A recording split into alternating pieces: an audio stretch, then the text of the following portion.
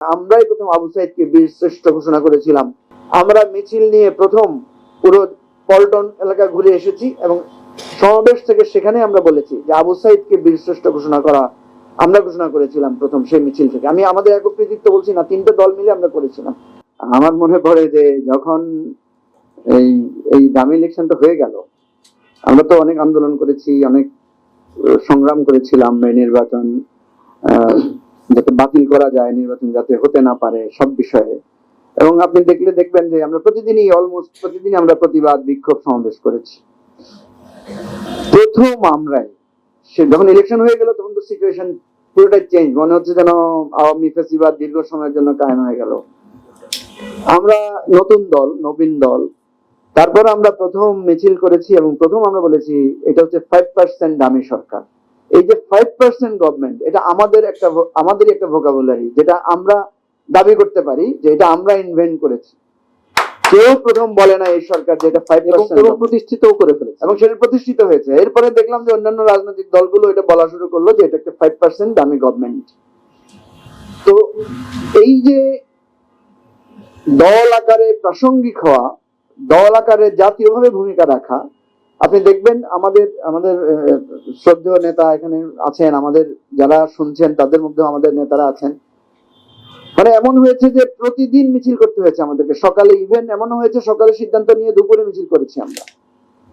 তো এই আন্দোলনটা আমাদেরকে অত্যন্ত গৌরবান্বিত করেছে, অনেক ঝুঁকিপূর্ণ সময় গিয়েছে, এটা সত্য কথা। আমাদের কর্নেল দিদার ভাই বলেছেন যে আমাদের এমনও ছিল যে আমাদেরকে ফোন বন্ধ রাখতে হয়েছে, বিকল্প ফোন ব্যবহার করতে হয়েছে, আমরা বিভিন্ন জায়গায় কৌশল করে করে মিটিং করতে হয়েছে।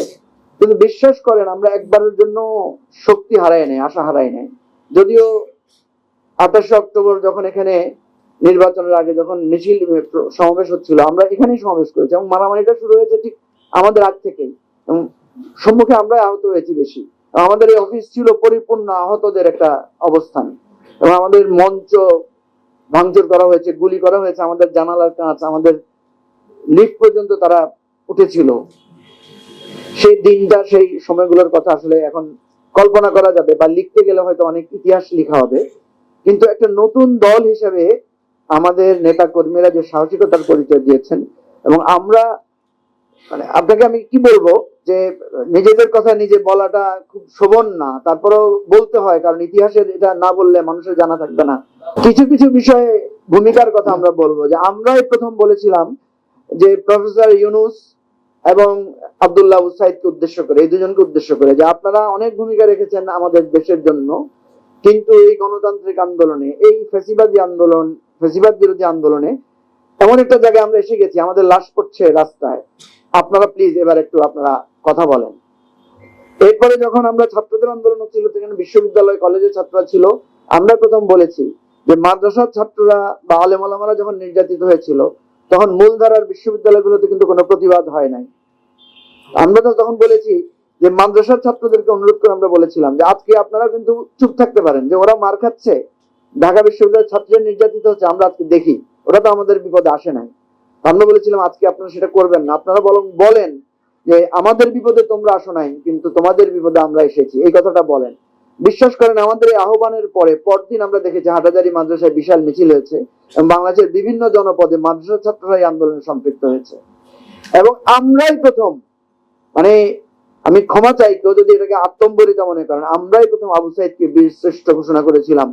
যখন সেটা ছিল আপনার আবু সাইদের হত্যাকাণ্ডের পরে তিনটা দল, আমরা প্রথম মিছিল বের করলাম, এরপরে পথে গিয়ে আমরা পেলাম এনডিএম দলটাকে, ন্যাশনাল ডেমোক্রেটিক মুভমেন্ট, তাদেরকে পেলাম ভবি হাজ্জাজের নেতৃত্বে।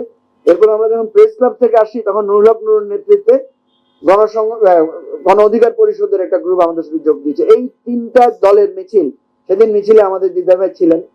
আমরা মিছিল নিয়ে প্রথম পুরো পল্টন এলাকা ঘুরে এসেছি এবং সমাবেশ থেকে সেখানে আমরা বলেছি যে আবু সাইদকে বীর শ্রেষ্ঠ ঘোষণা করা আমরা ঘোষণা করেছিলাম প্রথম সেই মিছিল থেকে। আমি আমাদের একক কৃতিত্ব বলছি না, তিনটে দল মিলে আমরা করেছিলাম।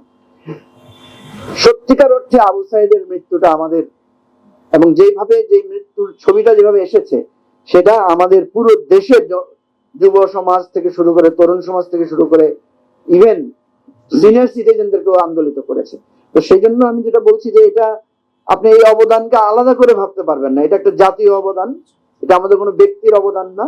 কিন্তু আমরা এই আন্দোলনটাকে সত্যিকার অর্থে এই আন্দোলন যে একটা ফ্যাসিবাদের পতনের আন্দোলনে রূপান্তরিত হয়েছে, এখানে সকলের মিলে সকলের একটা অবদান ছিল, যেটা হয়তো শুরুতে আমরা কল্পনা করি না।